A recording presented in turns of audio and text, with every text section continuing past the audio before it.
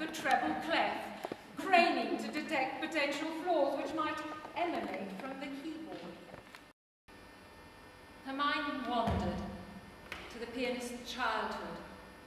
What must it have felt like to be so precocious?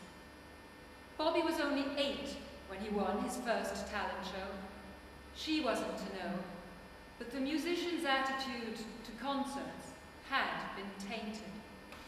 During the standing ovation, the little boy had clutched his prize cup, merrily waving it over his head, sure that his heart would burst with pride and happiness. No sooner was he off the podium than Madam G hissed in his ear. "Pride won't get you anywhere except trouble, my boy. One doesn't play for enjoyment. One plays for perfection." Madam G's words stung so much that Bobby decided from then on to protect himself from further disappointment by concealing all emotion. He retreated into a separate world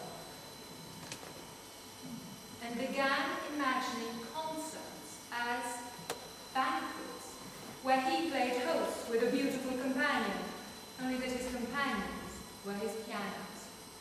In this imaginary world, he had a long flirtation with an upright Miss Yamaha, punctuated by passionate interludes with a much more demanding Dame Steinbeck.